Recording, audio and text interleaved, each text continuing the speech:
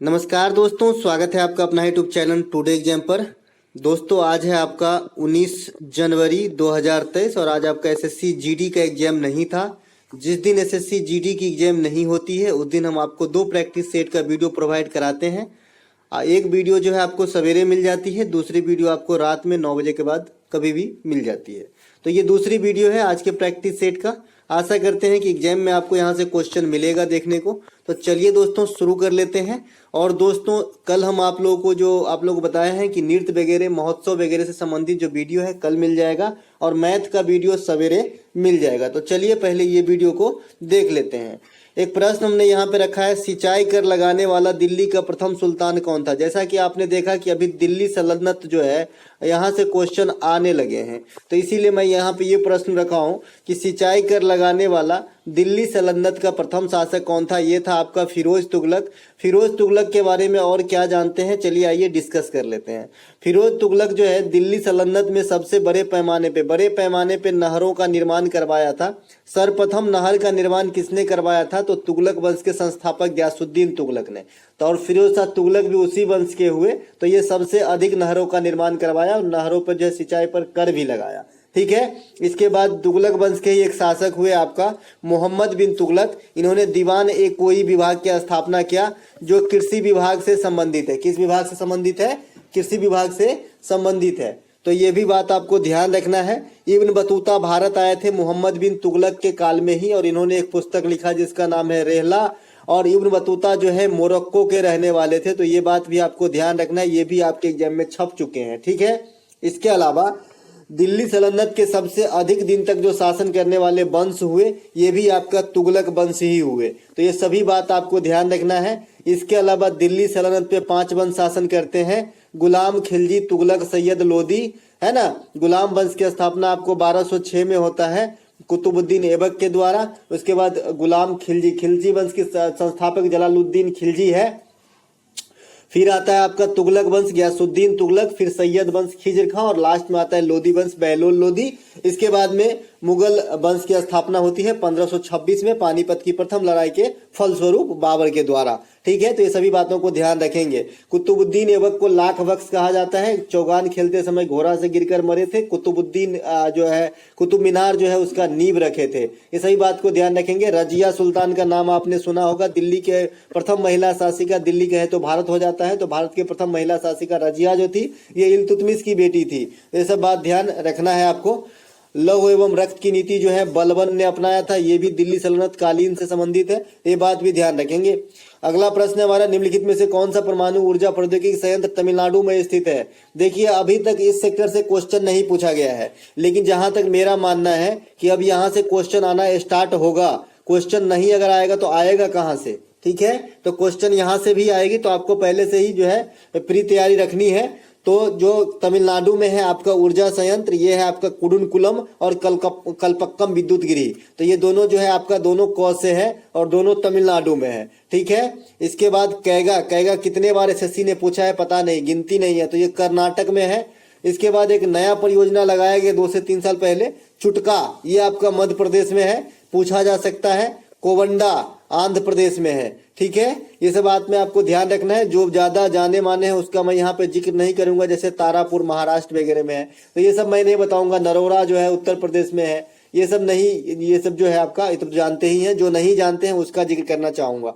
अगला है, प्रतिवर्ष अंतर्राष्ट्रीय भ्रष्टाचार निरोध दिवस कब मनाया जाता है। देखिए भ्रष्टाचार निरोध दिवस जो है प्रतिवर्ष 9 दिसंबर को मनाया जाता है। कब मनाया जाता है, 9 दिसंबर को मनाया जाता है भ्रष्टाचार दिवस। अब क्योंकि जो दिसंबर महीने की जो आपका इंपॉर्टेंट डे है वहां से काफी सारे क्वेश्चन आ रहे हैं एग्जाम के अंदर। मैंने दिसंबर महीने के सभी इससे पहले वाले वीडियो में कोशिश करने के मतलब कवर करने की कोशिश किए थे, जो राष्ट्रीय स्तर का जो डे है वहां पर। यहाँ पे इंटरनेशनल डे भी देखेंगे कुछ, तो 10 दिसंबर को अंतर्राष्ट्रीय मानव अधिकार दिवस मनाते हैं और यही 10 दिसंबर है जब नोबेल पुरस्कार की घोषणा होती है हर साल की 10 दिसंबर को। ठीक है। उसके बाद 23 दिसंबर को राष्ट्रीय किसान दिवस मनाते हैं, चौधरी चरण सिंह के जन्मदिन पे, ये पूछा जा चुका। 25 दिसंबर को सुशासन दिवस मनाते हैं अटल बिहारी के जन्मदिन पे, ये भी पूछा जा चुका। 26 दिसंबर को वीर बाल दिवस मनाया जाता है, ये अभी सेफ है, ये नहीं पूछा गया है और अब यही पूछा जाएगा। 26 दिसंबर को वीर बाल दिवस मनाया जाता है, ये सिख धर्म से जो है संबंधित है। सिख धर्म के सम्मान में जो है इस प्रकार का आपका जो है मोदी जी के द्वारा कमिटमेंट किया गया है कि भाई जो है मनाया जाएगा 26 दिसंबर को वीरबाल दिवस। तो ये आपका जो है टॉप पे रहेगी दिसंबर महीने के दिवसों में, ठीक है। इसके अलावा एक 24 दिसंबर भी आपको याद रखना है, क्योंकि 24 दिसंबर को जो है आपको उपभोक्ता अधिकार दिवस के रूप में जो मनाया जाता है इंडिया के अंदर। इसके अलावा एक प्रश्न यहाँ पे मैंने रखा हो, चार चपारकुट त्योहार किस राज्य में मनाया जाता है? चार चपारकुट त्योहार जो है ये आपका मिजोरम में मनाया जाता है। कहाँ पे? मिजोरम में मनाया जाता है। बम्बू डांस भी इधर ही मनाया जाता है मिजोरम के अंदर। तो ये दोनों बात ध्यान रखेंगे मिजोरम के रिगार्ड में। अगला प्रश्न देख लेते हैं, सैयद मुश्ताक अली ट्रॉफी 2022 के विजेता कौन है? देखिए सैयद मुश्ताक अली ट्रॉफी जो है ये T20 क्रिकेट का घरेलू जो है ट्रॉफी है और ये BCCI ऑर्गेनाइज करवाता है, ठीक है।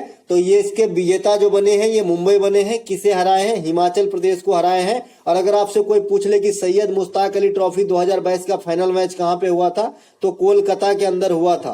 तो ये सभी बातों को अच्छे से ध्यान रखना है। आपको पहले ये भी क्लियर होना चाहिए कि भाई ईरानी ट्रॉफी जो है ये किस खेल से है, तो T20 मतलब टेस्ट क्रिकेट फॉर्मेट का है और ये भी BCCI ऑर्गेनाइज करवाता है ना। रणजी ट्रॉफी है, इसके बाद आपका सैयद मुश्ताक अली ट्रॉफी है, विजय हजारे ट्रॉफी है। तो ये सभी बातों को ध्यान रखना है। ये यहाँ से क्वेश्चन पूछ देता है क्योंकि हम इसे कम वैल्यू देते हैं कि भाई छोटा मोटा घरेलू काउंटी क्रिकेट है तो जाने दीजिए, लेकिन यहाँ से क्वेश्चन आपको एग्जाम में आ जाता है, ठीक है। तो सैयद अली, विजय हजारी, रंजे, ये सब जो है जरूर आपको ध्यान रखना है, ठीक है। इससे पहले जो है और ट्रॉफी जितना भी जिक्र किया हम सब आपको PDF में दे देंगे और पहले पढ़ा चुके हैं। सौर मंडल का सबसे बड़ा ग्रह उपग्रह कौन सा है? देखिए सौर मंडल से क्वेश्चन आ रहे हैं। सौर मंडल में मैं पूरा टटोल के आपको बता दिया हूँ मौखिक रूप से और लिख के भी, इसीलिए मैं यहाँ पे एक्स्ट्रा फैक्ट नहीं लिख रहा हूँ, लेकिन यहाँ पे मौखिक रूप से फिर से जिक्र कर दूंगा। सौर मंडल का सबसे बड़ा उपग्रह जो है ये गैनामीड का है। ये आपका जुपिटर का उपग्रह है यानी बृहस्पति का उपग्रह है। इसके बाद अगर सौर मंडल में आपको सबसे अधिक उपग्रह वाला ग्रह पूछे तो शनि हो जाएगा। पहले जुपिटर ही हुआ करता था लेकिन अब शनि है। शनि के बारे में और है कि इसके चारों ओर वलय है, वलय मतलब रिंग है, ठीक है, ये बात भी ध्यान रखना है। इसके अलावा सबसे अधिक उपग्रह वाला ग्रह हो गया शनि। किन दो ग्रहों के पास कोई भी उपग्रह नहीं है? तो ये है आपका बुध और शुक्र, ठीक है। चंद्रमा जो है एकमात्र उपग्रह है किसका? पृथ्वी का, है ना। इसके बाद सूर्य से बढ़ते हुए क्रम के अनुसार और क्षेत्रफल के अनुसार बता ही दिया था कि भाई याद रखने की भी ट्रिक है। सबसे छोटा लड़का सबसे ज्यादा मतलब ज्यादा भाव देते हैं उनके पेरेंट्स। तो सूर्य के सबसे नजदीक आपका बुध है। बुध सबसे छोटा ग्रह है, इसके पास कोई उपग्रह नहीं है, ठीक है। इसमें चुंबकीय जो एक्स किरण होता है ये पाया जाता है आपका बुध ग्रह के अंदर, ये बात भी ध्यान रखना है। इसके अलावा आपका शुक्र आता है, इसे सांझ का तारा, भोर का तारा। इसके बाद पृथ्वी की बहन, वीनस की देवी, ये सबसे चमकीला तारा, ये सब कहा जाता है। इसके बाद पृथ्वी आता है जिसपे हम रहते हैं, इसे नीला ग्रह कहा जाता है क्योंकि यहाँ पे जल की उपस्थिति होती है। फिर यहाँ पे आता है मंगल, मंगल को लाल दानव या लाल ग्रह कहा जाता है। सबसे छोटा उपग्रह डिमोस और फोबोस इसी के पास है, इसी के पास 2 ही उपग्रह है मात्र। उसके बाद आपका आ जाता है जुपिटर। जुपिटर के पास सबसे बड़ा उपग्रह गैनामीड है और क्षेत्रफल के हिसाब से ये सबसे बड़ा ग्रह है। इसके बाद आ जाता है शनि, शनि वलय वाला ग्रह है। इसके बाद आता है अरुण और इसके बाद आता है वरुण। ये हो गया आपको सूर्य से बढ़ते हुए क्रम पे। अगर क्षेत्रफल के हिसाब से पूछ ले तो सबसे पहले आप रखेंगे बृहस्पति, फिर शनि, फिर अरुण, फिर वरुण, फिर आप रखेंगे क्या? पृथ्वी 5 नंबर पे, फिर आप रखेंगे मंगल, फिर आप रखेंगे शुक्र और फिर आप रखेंगे बुध, ठीक है। चलते हैं आगे। अगला प्रश्न हमारा, अंतर्राष्ट्रीय ओलंपिक समिति की स्थापना किस वर्ष हुई थी? देखिए अंतर्राष्ट्रीय ओलंपिक समिति की स्थापना जो है 1894 ईस्वी में हुआ था और इसके बाद में जो 1896 ईस्वी में एथेंस जो ग्रीस के अंदर है, यहाँ से आपका मुख्य वाला ओलंपिक जो ग्रीष्मकालीन ओलंपिक है उसकी शुरुआत हुई थी। और इसमें जो सर्वाधिक प्रयास रहा था पियरे डी कुबर्टीन का रहा था। तो ये बात भी आपको ध्यान रखना है। लेकिन भारत इस ओलंपिक में भाग नहीं लिया था। भारत लिया था आपका 1900 वाले ओलंपिक में भाग और ये आपका पेरिस शहर यानी फ्रांस में हुआ था। और जो आगामी ओलंपिक होगा आपका 2024 में, ये भी आपका पेरिस में ही होगा। तो दोनों बात ध्यान रखेंगे, ठीक है। ओलंपिक के अंदर पिछला प्रदर्शन की बात करें तो भारत 7 पदक प्राप्त किए हैं, जिसमें से 2 रजत है, 1 गोल्ड है और 4 ब्रॉन्ज है। 1 गोल्ड आपका नीरज चोपड़ा के द्वारा प्राप्त किया गया है, ठीक है। इसके बाद जो है आपका ओलंपिक में टोटल कितने गोल्ड प्राप्त किए हैं भारत, तो 10 गो गोल्ड प्राप्त किए हैं, जिसमें से 8 हॉकी में और 2 गो जो है वो अभिनव बिंद्रा साहब के द्वारा और एक नीरज चोपड़ा के द्वारा। तो अभिनव बिंद्रा इस प्रकार से भारत के लिए व्यक्तिगत रूप से गोल्ड जीतने वाले प्रथम व्यक्ति बने हैं, जो 2008 में बीजिंग ओलंपिक के अंदर प्रथम बार जो है आपका शूटिंग के अंदर गोल्ड जीते थे। ठीक है। इसके अलावा यहाँ पे मैंने एक सीएम और राज्यपाल को रख लिया है, क्योंकि आप जानते हैं कि जो भी नॉर्थ ईस्ट वाला जो भी क्षेत्र है, भारतीय राज्य है, वहां से जो है आपका सीएम पूछा जा रहा है, क्योंकि जो इधर के सीएम है वो काफी चर्चित होते हैं और ये जो है जाने माने होते हैं, इसीलिए पूछे जाने की संभावना कम होती है। अब बिहार का कोई सीएम आपसे थोड़ी पूछेगा, उत्तर प्रदेश के सीएम हालांकि पूछा गया है। ठीक है। तो कुछ कहा नहीं जा सकता, इसीलिए सीएम पे और गवर्नर पे एक होल वीडियो मैं आपको दे दिया हूं और पीडीएफ भी दे दिया हूं, तो देख लीजिएगा, कम से कम पीडीएफ तो देख लीजिएगा, है ना। तो और एक बार कोशिश कीजिएगा कि वीडियो भी देख ले, क्योंकि मैं वहां पे एक्स्ट्रा फैक्ट लोकसभा, राज्यसभा, विधानसभा की सीट क्या है, राजधानी कहाँ है, और जो कुछ नए राजधानी बने हैं जैसे गैरसैंण नए राजधानी बने हैं, ध्यान रखना है उत्तराखंड के। ठीक है। उत्तराखंड के 2 राजधानी है, देहरादून प्लस गैरसैंण, तो ये बात भी ध्यान रखना है। जैसे हिमाचल प्रदेश के भी 2 राजधानी है, शिमला प्लस जो है धर्मशाला। ठीक है। तो दोनों बात ध्यान रखेंगे। तो ये सब कैसे आएगा, जब एक्स्ट्रा फैक्ट सुनिएगा तब, तो एक्स्ट्रा फैक्ट को ध्यान से सुने। सिक्किम का जो वर्तमान में मुख्यमंत्री है पीएस गोले है, इसे प्रेम सिंह तमांग कहते हैं। प्रेम सिंह तमांग का ही वहां पे जो है प्यार से पीएस गोले कहा जाता है। ठीक है। ये सिक्किम का जो है वर्तमान में सीएम है और राज्यपाल श्री गंगा प्रसाद है। दोनों बात ध्यान रखेंगे। सिक्किम भारत का जो हिस्सा बना 1975 में बना था, 36वां संविधान संशोधन हुआ था और 22वां राज्य बना था। ठीक है। ये सभी बात ध्यान रखेंगे। कंचनजंगा पर्वत श्रेणी सिक्किम के अंदर ही स्थित है। इसके बाद सिक्किम में आपका लोसांग त्योहार मनाया जाता है, तो ये बात सब ध्यान रखेंगे। अगला है उस्ताद अकबर अली खान किससे संबंधित, देखिए आर्ट एंड कल्चर से शब्द प्रश्न आ रहा है, इसीलिए मैं यहाँ पे रखा हूँ। उस्ताद अकबर अली खान संबंधित है आपके सरोद से। अब कुछ कैरेक्टर को देखते हैं जो इंपोर्टेंट रोल प्ले करते हैं आपके म्यूजिक में। ये है आपका पंडित शिव कुमार शर्मा है, ये आपका संतूर प्ले करते थे।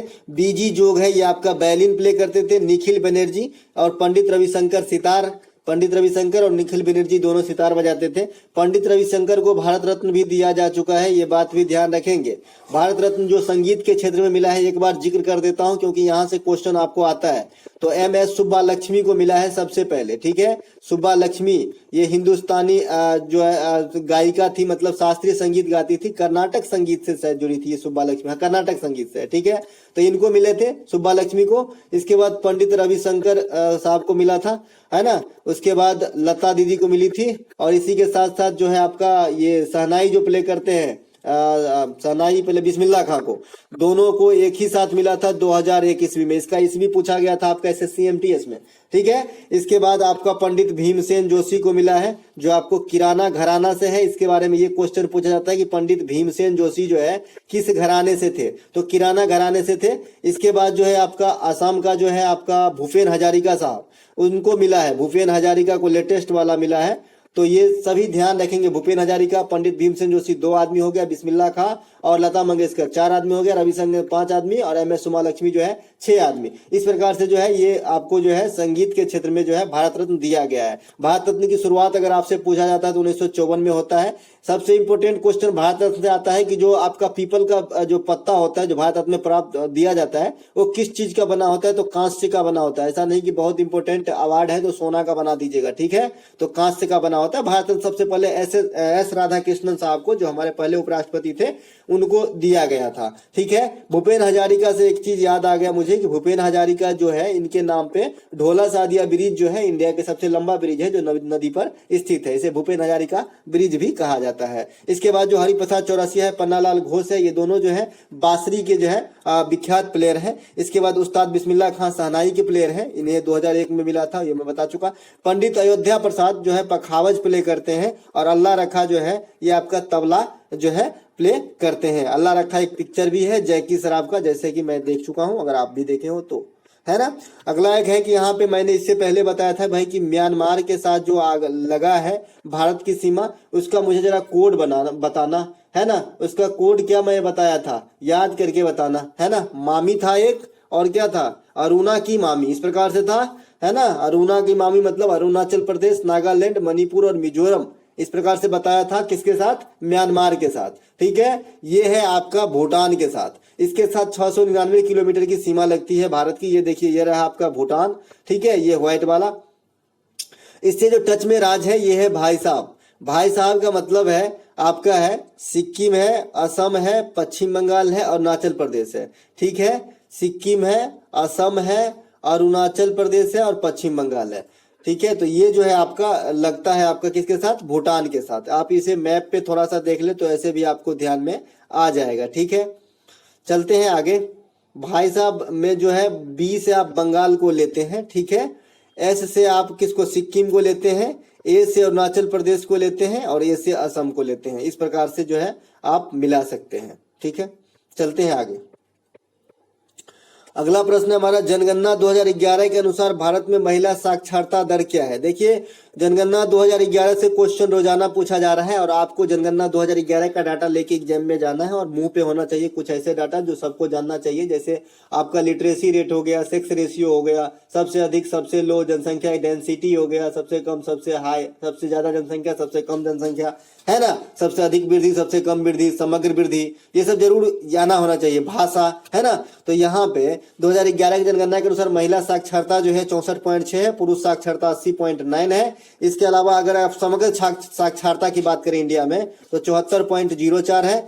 और इसके बाद सबसे अधिक साक्षरता केरल की है, चाहे पुरुष की हो चाहे महिला की हो। सबसे अधिक सेक्स रेशियो केरल की है, सबसे कम सेक्स रेशियो हरियाणा की है, सबसे कम साक्षरता बिहार की है, सबसे अधिक जनसंख्या घनत्व बिहार की है, सबसे कम जनसंख्या घनत्व अरुणाचल प्रदेश की है, सबसे अधिक जनसंख्या यूपी की है, सबसे कम जनसंख्या सिक्किम की है, सबसे जो इसके बाद क्या हो सकता है, सेकेंड जो सबसे कम लिटरेसी रेट रखता है ये आपका राजस्थान रखता है। सबसे अधिक शहरी जनसंख्या महाराष्ट्र के अंदर है। जनसंख्या जनगणना की सबसे पहले शुरुआत भारत में 1872 में लॉर्ड मेयो के समय में हुआ था। इसके बाद 1881 में रिपन के समय से कंटिन्यूस हो रहा है। 1951 में आजादी के बाद प्रथम जनगणना हुआ। लास्ट जनगणना 2011 में हुआ। 2011 की जनगणना प्रस्तावित है। जनगणना के अध्ययन को डेमोग्राफी कहा जाता है। तो इतने बात आपको जनगणना से याद रखना है। भाषा की बात कर ले तो सबसे अधिक हिंदी बोली जाती है, 2 नंबर पे बांग्ला, 3 नंबर पे आपका मराठी और 4 नंबर पे तेलुगु बोले जाते हैं। तो ये बात ध्यान रखना है। चलते हैं आगे। अगला मैंने हिंदी से एक प्रश्न रखा है, जैसा कि देवी देवता से क्वेश्चन आ रहे हैं। चंद्रमा, दिवाकर, रवि आपका जो है, इसके बाद शशि से, चंद्रमा से आ रहा है, रवि से आ रहा है और इसके बाद गंगा से काफी क्वेश्चन आ रहे हैं। तो यहाँ पे मैंने लक्ष्मी का पर्यायवाची नहीं है ऐसा शब्द लिख दिया है। तो इंदिरा, कमला, पद्मा ये तीनों आपका लक्ष्मी का ही जो है, एक रमा भी हो जाएगा, रमा लक्ष्मी। ठीक है, इसके बाद अरुणा जो है ये आपका लक्ष्मी का जो है पर्यायवाची नहीं है। ठीक है, तो इंदिरा, कमला, पद्मा, रमा ये सब लक्ष्मी मैया जो है उनके जो है आपका पर्यायवाची शब्द है। अगला एक प्रश्न है, 2022 में आयोजित राष्ट्रमंडल खेल का क्रमांक क्या था? देखिए, बीएसएससी का जो अभी एग्जाम हुआ जो कैंसिल हो गया है, बीएसएससी सीजीएल का, उसमें ये क्वेश्चन पूछा गया था आपका कि 2022 में आयोजित राष्ट्रमंडल खेल का क्रमांक क्या था। मुझे बहुत अच्छा लगा और मैंने ये क्वेश्चन आपके लिए रख लिया है। तो ये आपका 22वां क्रमांक था और याद करने में काफी इजी है कि 22वां 2022 में होती है और 22वां जो है आपका क्रमांक होता है। ठीक है, इसके बाद राष्ट्रमंडल खेल के बारे में तो बहुत सारे फैक्ट आपको बता ही दिया हूं, फिर भी थोड़ा सा जानकारी। शुरुआत आपका 1930 में होता है। 1934 में जो है भारत भाग लेता है और 1934 में जो हुआ था वो लंदन में हुआ था जहां पे भारत भाग लेता है। 1930 में जो हुआ था वो हैमिल्टन में हुआ था जो कनाडा में स्थित है। इसके बाद राष्ट्रमंडल वो देश का समूह है जो कभी ब्रिटिश सरकार के अधीन रहा है। इसके बाद राष्ट्रमंडल खेल जो है पिछला वाला वो आपका ऑस्ट्रेलिया के गोल्ड कोस्ट में हुआ था। ठीक है, 2018 में हुआ था ये वाला। ठीक है, 2021 यहाँ पे प्रिंट हो गया है, कोई बात नहीं। 2018 में हुआ है 21वां राष्ट्रीय खेल, ये गोल्ड कोस्ट ऑस्ट्रेलिया में हुआ है। ठीक है, इस बार के राष्ट्रमंडल में भारत की तरफ से बात कर लें तो भारत ने 61 पदक प्राप्त किया है। ठीक है, ये बात भी ध्यान रखेंगे। चतुर्थ पोजीशन पे आया है और फर्स्ट पोजीशन पे ऑस्ट्रेलिया आया है। गोल्ड की बात कर ले तो 23 गो, 16 गो, 6 3 9 2 11 और 22 गो। ठीक है, इस प्रकार से जो है आपको याद रखना है, 23 गोल्ड, 16 रजत और 22 गो जो है ब्रॉन्ज प्राप्त किए हैं। ठीक है, और यहीं पर की बात कर ले तो शरद कमल जो है 3 गोल्ड प्राप्त किए, जिसके कारण शरद कमल को मेजर ध्यानचंद पुरस्कार 2022 से सम्मानित किया गया और इकलौता जो है इस बार का खिलाड़ी है मेजर ध्यानचंद पुरस्कार के लिए। पिछले साल 12 गो थे और इस बार जो है इकलौता है जो टेबल टेनिस खेलते हैं ठीक है। इसके बाद अर्जुन पुरस्कार 25 आदमी को दिया गया है। तो दोस्तों मैं कहीं से कहीं चल जाता हूं, ये मेरा मकसद है कि आप अधिक से अधिक जानकारी प्राप्त करें, क्योंकि एग्जाम आपको देना है। एक्स्ट्रा फैक्ट यही होती है कि जो भी समझ में आता है, जैसा जो चीज याद आता जाता है आपको बताते जाता हूं। ठीक है दोस्तों, आप नोबेल प्राइज भी देख लीजिएगा। नोबेल प्राइज में आपको मेडिसिन का देखना है और आपका एक देखना है साहित्य का, लिटरेसी का। जैसा कि आप ये पिक देख रहे हैं तो आपको एक तो मेडिसिन का देखना है। मैं बता देता हूं कौन है। नोबेल प्राइज का जो है वीडियो आपको हमारे चैनल पे मिल जाएगा, पीछे साइड में जाएंगे चैनल के पेज पे, तो 1-2 महीना पहले मैंने लोड कर दिया था। हालांकि आप लोग देखे नहीं, कोई बात नहीं। जिनको चाहिए टोटल मतलब लाभ हो तो देखे ही होंगे, जिनको नहीं चाहिए उनके लिए कोई बात नहीं। तो मेडिसिन में जो है आपका जो है सांतो पावो को मिला है। किसको मिला है? स्वांतो पावो को मिला है मेडिकल में, चिकित्सा में। और लिटरेसी में एनी एर्नॉक्स को मिला है। तो इन दोनों को याद रखेंगे। ये दोनों का रीजन इसलिए है कि ये दोनों एकलौता है। आप देख सकते हैं इमेज में, ये दोनों एकलौता है। बाद बाकी हमेशा 2 या 3 आदमी है, और एक पीस में जो है 3 आदमी है, जिसमें 2 संस्था है। एक मेमोरियल है ना, और एक आपका जो है यूक्रेन का है, और एक रूस का है, और एक आदमी है। तो यहाँ पे कुल मिला के सब में 1 से अधिक है, लेकिन ये दोनों सिंगल सिंगल, तो सिंगल सिंगल वाले को जरूर याद रखें, है ना। लिटरेसी में एनी एर्नॉक्स और चिकित्सा में सांतो पावो। नोबेल पुरस्कार की शुरुआत की बात करेंगे तो 1901 ईस्वी में होता है। ठीक है। नोबेल पुरस्कार वर्तमान में 6 क्षेत्र में दिया जाता है, पहले 5 में दिया जाता था। इकोनॉमिक्स को बाद में ऐड किया गया 1968 में। 1969 में प्रथम प्राइज दिया गया रेगनर फिश को। ठीक है। इसके बाद कुछ भारतीय जिसे नोबेल पुरस्कार मिला है, जैसे रविन्द्रनाथ टैगोर 1913 में गीतांजलि राइट के लिए, 1930 में सीवी रमन साहब को। इसके बाद आपका आ जाता है 1968 में ये आपका हरगोविंद खुराना को। ये भारतीय मूल के ही थे, इसीलिए इसे जिक्र करना जरूरी समझा। 1983 में सुब्रमण्यम चंद्रशेखर को। इसके बाद में कैलाश सत्यार्थी साहब को 2014 में मिला था, है ना। 2009 में वेंकट साहब को मिले हैं। उसके बाद में आपका 2019 में बनर्जी साहब को मिले हैं। तो ये सब आपको ध्यान रखना है। इसके अलावा जो है आपका 1 2 3 हाँ इतने आदमी को मिले हैं आपका नोबेल पुरस्कार। हाँ, चंद्रशेखर सीमा के लिए 1983 में बताया दिया चंद्रशेखर साहब को, है ना। भारत में राष्ट्रीय आय के प्राकलन तैयार किसके द्वारा किए जाते हैं? देखिए, राष्ट्रीय आय का जो प्राकलन है CSO के द्वारा किया जाता है, केंद्रीय सांख्यिकी संगठन के द्वारा।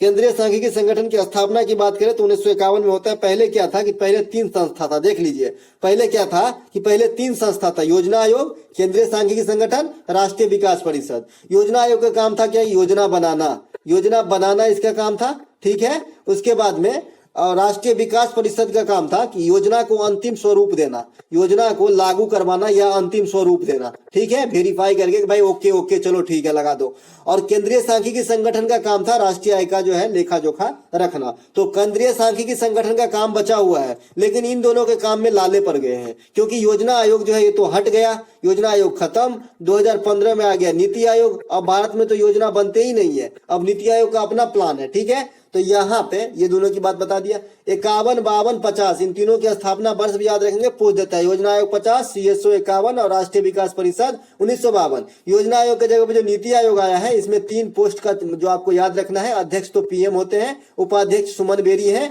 और जो क्या बोलते हैं CEO है परमेश्वरम है। ठीक है। इन दोनों में जो भूतपूर्व थे उनका भी स्थान रखेंगे। तो सुमन जी जो है ये आपका स्थान लिए है राजीव कुमार का, और जो आपका जो परमेश्वरम साहब है ये अमिताभ कांत का स्थान लिए हैं। ठीक है। इसके बाद अगर राष्ट्रीय आय की गणना सबसे पहले किसने किया, तो इंपोर्टेंट क्वेश्चन है, ये काफी बार पूछा है। तो सबसे पहले जो राष्ट्रीय आय के लिए अनुमान लगाया ये दादा भाई नौरोजी साहब है। अगला प्रश्न है हमारा, भारत में हरित क्रांति के जनक कौन है? तो ये MS स्वामीनाथन है। विश्व स्तर पे जो है डॉक्टर नॉर्मन बोरलॉग है। हरित क्रांति का सर्वाधिक असर जो है गेहूं पे पड़ा था, ये बात सब ध्यान रखेंगे। श्वेत क्रांति के पिता जो है डॉक्टर वर्गीज कुरियन है। और कुछ क्रांति जो है जैसे रजत क्रांति अंडा से है, लाल क्रांति मांस टमाटर से है ना। तो ये सब बात ध्यान रखेंगे। इसके अलावा जो है आपका क्रांति में और क्या याद रख सकते हैं, तो ये जो कुछ सुनहरी क्रांति सब वगैरह है, इंद्रधनुष वगैरह है, तो ये सब आपको जरूर याद रखना चाहिए। थोड़ा बहुत जो है यहाँ से क्वेश्चन पूछे जाएंगे, है ना। श्वेत क्रांति जो है आपका दूध से है, इस प्रकार से। तो दोस्तों ये था हमारा आज का वीडियो। अगर आपको अच्छा लगा तो लाइक कीजिएगा। ये PDF आपको हमारे टेलीग्राम पे मिल जाएगी। टेलीग्राम का नाम भी टुडे एग्जाम है। मिलेंगे एक नए वीडियो में, तब तक के लिए जय हिंद दोस्तों।